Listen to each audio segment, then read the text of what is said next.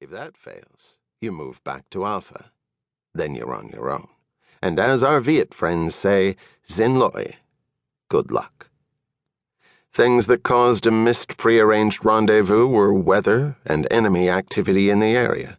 So far, the weather was clear and we hadn't seen or heard the enemy. But he was there. We saw fresh ruts and footprints in the network of trails, and we came upon recently abandoned camps, and we smelled cooking fires at night. He was all around us, but he was invisible. And so, too, I hoped, were we. That all changed on day 10. We were patrolling an area that gave me some concern. It was a place that had once been lush woodland, but was now an expanse of napalm-charred tree trunks, compliments of the U.S. Air Force. Our job here was to report on the effects of the recent airstrike, and I was trying to comprehend and evaluate what I was seeing. Black ash, charred trucks, and dozens of grotesquely contorted and incinerated bodies, white teeth protruding from charcoal faces. We needed to do a vehicle and body count. The problem with this place, other than the obvious, was that it offered little or no cover and concealment to me and my men. I spoke in a whisper to my radio operator behind me, a guy named Alf Muller. Radio. I put my hand up behind me to take the radio phone, but it wasn't slapped into my hand as it should have been. I turned to see Alf lying face down in the black ash, his radio strapped to his back and his arms thrown out from his sides, one hand holding the phone at the end of the wire. It took me half a second to realize he'd been hit. I yelled, "Sniper!" and dove to the ground and did a roll in the ash with everyone else. We lay there, hoping to look like something inanimate among the blackened debris of the blasted earth. Sniper. The scariest thing on the battlefield, where scary things abound. I hadn't heard the shot, and I wouldn't hear the next one either. Nor would I see the sniper even if I was still alive after the next shot. The sniper operates from a long distance, about 100 or 200 meters, and he has a very good rifle, equipped with a telescopic sight, a silencer, and a flash suppressor.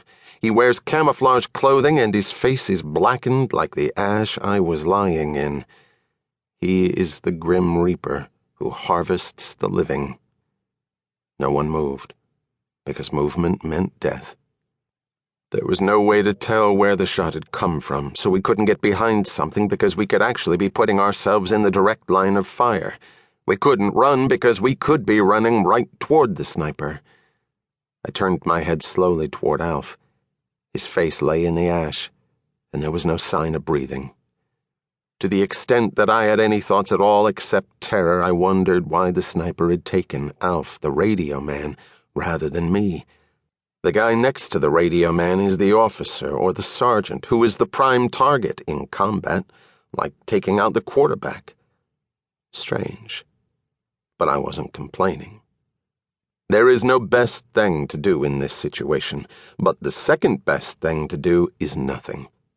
My guys were trained, and they knew to keep their nerve and stay motionless.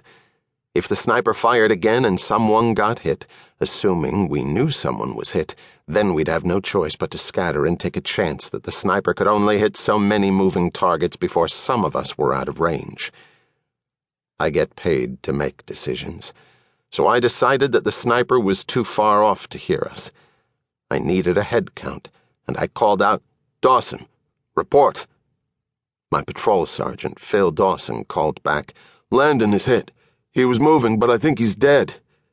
The patrol medic, Peter Garcia, called out, "I'll try to get to him." "No," I shouted. "Stay put. Everyone report." The men reported in order of their assigned patrol numbers. "Smitty here," then "Andaletti here," followed by "Johnson here." Then, after a few long seconds, Markowitz and Beatty reported. Sergeant Dawson, whose job it is to count heads, reported to me, "9 accounted for, Lieutenant. You got Muller with you?"